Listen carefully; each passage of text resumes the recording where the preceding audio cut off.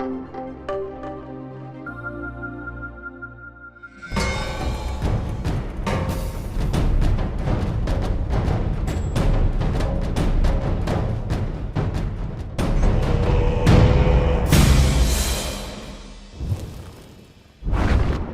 everybody, welcome to the first developer diary for Prince of Persia 3.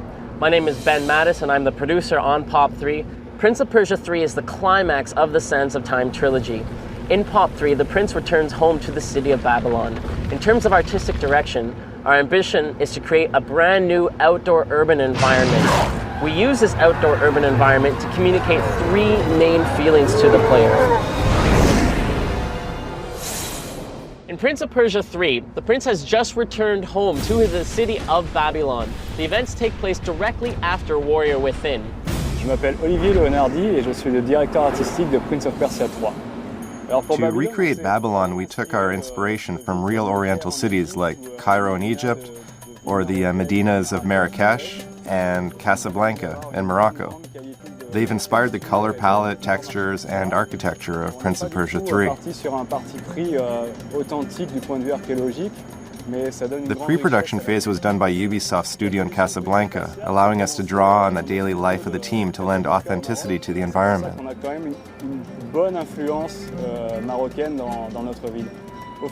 So, for Pop 3, we created a city full of contrasts, everything from the mighty palace to the lowly sewers, the temples to the arena. In Pop 3, we have a lighter high city, synonymous with wealth and prosperity. We also have a darker low city, home to the poor and decrepit, which will be less decorated and more rustic. The prince will visit several interiors of homes, like kitchens, living rooms, and bedrooms. All these interiors are completely furnished and decorated with everyday items. The prince's adventure will take place over several days, allowing the player to experience Babylon by both day and night. We've used all these elements to make Babylon a living city, which will create a feeling of wonder and richness.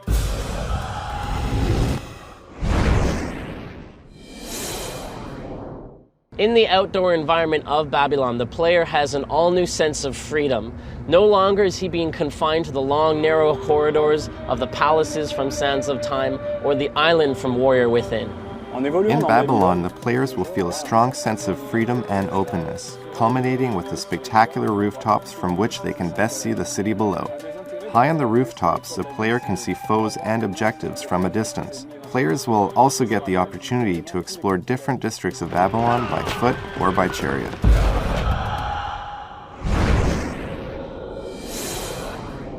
The Babylon rooftops are a huge payoff for the player. The amazing heights combined with the prince's acrobatic skills will give the player a very strong sense of vertigo. Each building has a lighting gradient with a darker base leading up to a highlighted roof. When the prince is in the streets, this claustrophobic environment will serve to reinforce the feeling of being hunted. When he's on the rooftops, he is the predator. The Tower of Babel is divided into two parts. The first part is inspired by the bark of a tree, a defensive layer that protects the palace from enemy projectiles or sandstorms. The second part, the Royal Palace, is much more open, with terraces, apartments, the throne room, and the famous hanging gardens. All of this splendor overlooks the whole city of Babylon. The tower's height is around 170 meters. This element accentuates the feeling of vertigo, as the player will climb it from the outside. The artists on Prince of Persia 3 have done a magnificent job in creating this fabulous world for you to explore, the fantasy city of Babylon.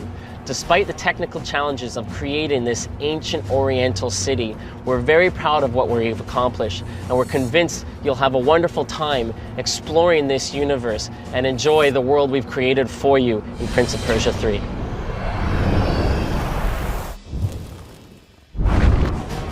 Hi everyone, and welcome to the second developer diary for Prince of Persia 3.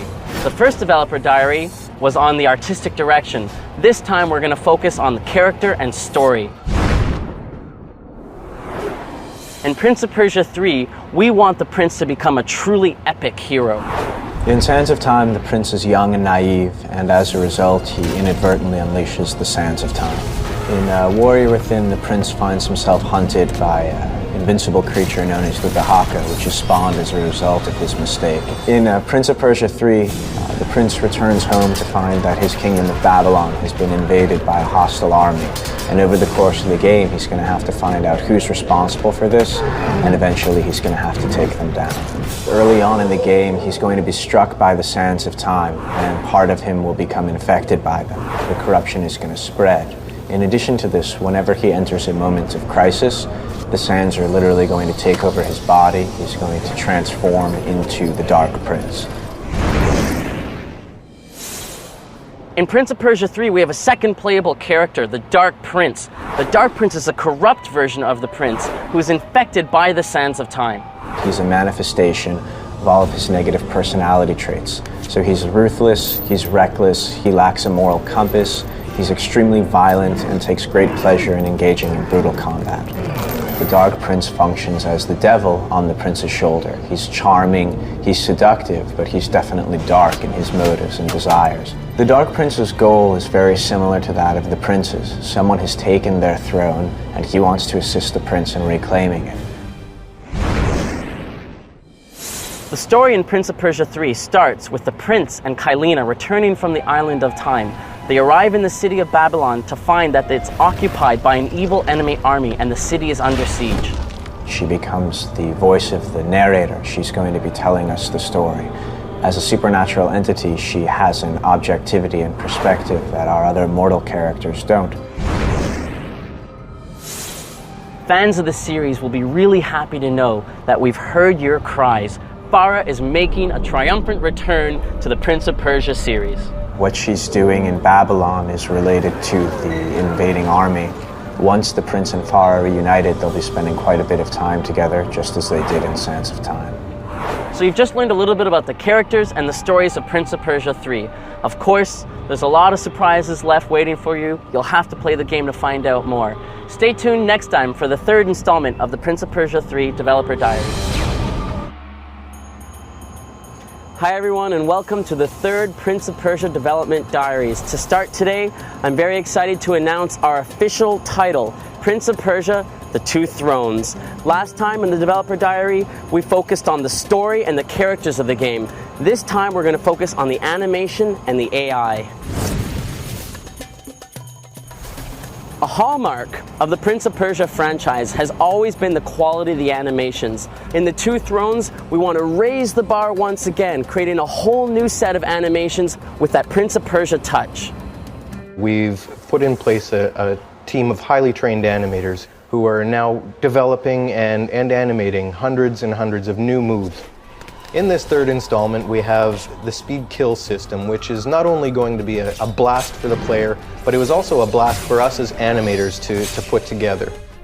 We were able to focus on dynamic posing, dynamic animation, and really just try to nail the wow factor for our second playable character, the Dark Prince. He's an evil version of the Prince of Persia. This character is sadistic in nature. We've had to make a whole new set of animation for him, reflecting his personality. He has a chain, and this chain will enable him to get to different places in the map, places that the prince is unable to get to.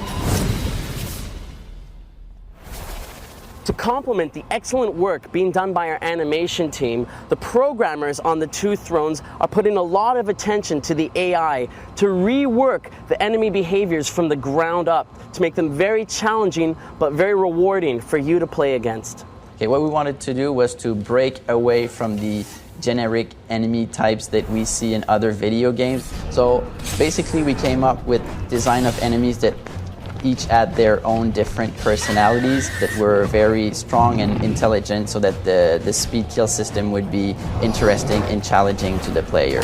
What we put together is the Sandgate system, which is basically a backup or reinforcement system.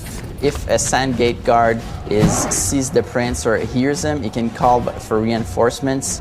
Anytime the player misses his speed kill, he can use the rewind time power to make things right and get the speed kill correct. So we talked today about the cool new animations you'll get to experience and the challenging and rewarding enemies you'll fight against in The Two Thrones. It's not done yet. Tune in next time for another Prince of Persia: The Two Thrones development diary. Hi everyone, and welcome back to this, the fourth developer diary for the Prince of Persia: The Two Thrones. Last time we focused on the animation and the AI. This time we're going to talk about the freeform fighting system and the all-new spectacular speed kill system. In Prince of Persia: The Two Thrones, the prince has returned to Babylon, his hometown. He finds that it's ravaged by war, under siege by an enemy army who are hunting him. He's a fugitive in his own town. He must adapt to the situation, developing new techniques to take his enemies down, like the all-new speed kill system.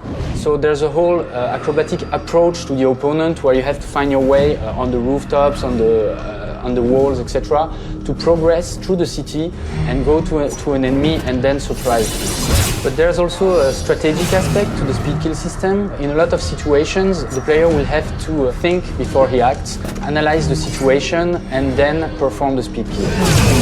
Enemies can cover each other, guards patrolling, seeing each other, so you cannot attack a guard when another one is seeing it. We also have what we call the sand gate, which is basically an alarm system. When the prince comes close to a sand gate, he will notice that there's guards and a special guard, the sand gate guard, who has the ability to trigger the sand gate and call in reinforcements. If you fail a speed kill, the result will be that you will enter a fight. And throughout the game, you can choose whether you want to go more of a fighting strategy or more of a speed kill strategy and approach any situation the way you'd like. In order to defeat your enemies, you'll be able to use the speed kill system, but we've also brought back the freeform fighting system for the Prince, plus added an all-new hand-to-hand combat style for the Dark Prince. The Dark Prince uses the Dagger of Time and the Dagger Tail, which is a long chain that he uses like a whip in order to attack his enemies.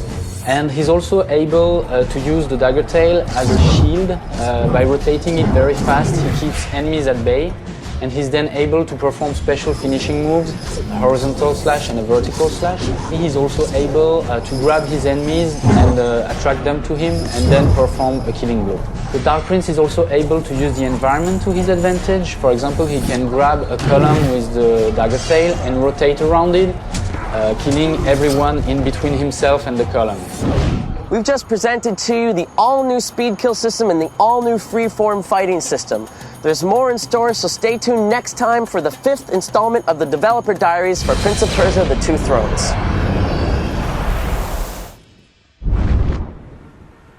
Hi everyone, my name is Ben Mattis, and welcome to the 5th and final Prince of Persia Developer Diary. Last time we talked to you about the speed kill and the freeform fighting system. Today we're going to talk about the music and the ambient audio in The Two Thrones. But now you're all well aware of the environment where the game takes place. The prince's hometown, the city of Babylon, ravaged by war. In order to make the environment feel very realistic and immersive, we paid particular attention to the music and the ambient audio. In The Two Thrones, you'll hear the sounds of war raging all around the outskirts of Babylon. You'll also hear the sounds and the voices of enemies fighting at close range, projectile weapons impacting the oppressed citizens of Babylon being forced through the streets. The Two Thrones is probably the best looking, most atmospheric game to come out in the last 5 years. And my job as a composer is to continue that atmosphere in the music and to immerse the gamer and to bring you back in time to ancient Babylon. The Two Thrones is by far the most epic of the 3 games, so it called for large, bombastic, powerful passages.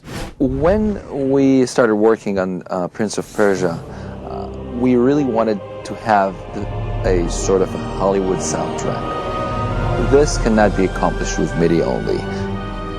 The human element, the human effect, the warmth, the little imperfections, and the size, cannot be accomplished by MIDI. The prince is infected by the sands of time, giving rise to the Dark Prince, the personification of all of the prince's weakest and most negative personality traits. In order to really reflect this duality, we paid particular attention to the music and the ambient audio in the game.